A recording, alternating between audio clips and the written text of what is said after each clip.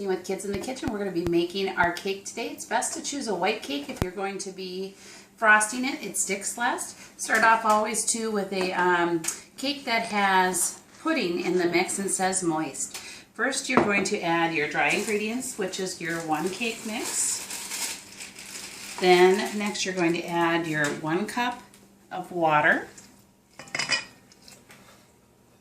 followed by 1/3 cup of your oil. Use your spatula to make sure you get all of the oil out. That prevents this cake from sticking.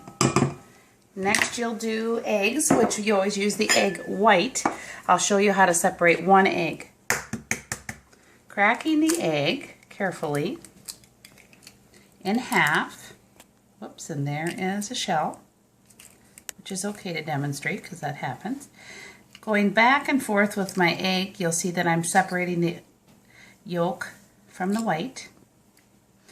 And not to worry, we'll have a few extra eggs if needed. The egg white is what will make it light and fluffy instead of as dense. So placing the egg whites, ensuring there's no shells, and we're good.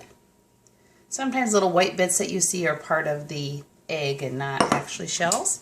Placing it onto my KitchenAid mixing bowl and locking it down. Notice that there's a hole for the lock. I'm lining it up with the nut that's protruding, pushing up and in and twisting, making sure it's on. I will first lock my mixer, start on low, 30 seconds.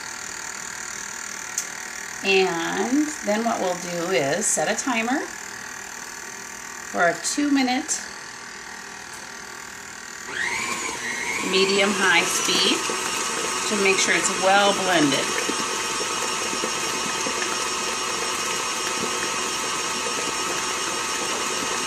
While we're doing that, I'll show you the cake pan that we're going to be using. This is a spring foam pan.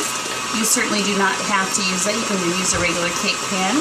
We bought these because then we could also make a cheesecake if needed. We will lock the cake pan in place. Place the bottom, which is easy to remove, which I really do like this for cakes that you're going to be decorating. Placing in one of our cake circles. If you don't have a circle, you can use parchment paper and cut the circle slightly larger than your bottom. We'll do our second one, so we have both of our pans prepared. And you will do the same exact process because one will be for partner number 1, the other cake will be for partner number 2. And we are at that medium-high speed, about 30 more seconds, and we should be good. I do like to set timers just because for every minute that you wait, it feels like 3. That's statistically been shown.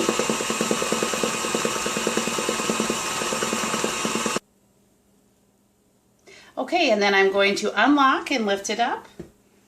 I'm going to twist and gently bang off my paddle. Place it to the side. Unlock my bowl. Bringing down the sides, making sure everything is well incorporated before I divide between the two. Now I am going to place my hand on the bottom of this. If you're not stable like I am, either ask for help or do this with using a measuring cup instead. I'm going to pour approximately half into each pan. And I believe I do also have this written down as to how much goes in each partner's pan, so I may instruct you to do it with a certain amount of cups because I know that it's hard when you're just starting out baking to get those measurements correct. Okay, now we want to make sure that our cakes are nice and level. So using our spatula, we're going to smooth it out and make sure it's flat. Do the other one as well. You want a nice level cake, as level as possible. Okay, scrape some of that batter off. You can run a knife through it or just gently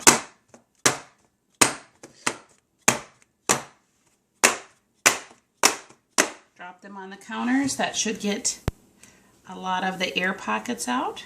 Once they're smooth, it will go into our preheated 350 degree oven, and they're going to bake for approximately 26 to 31 minutes. We'll be checking them.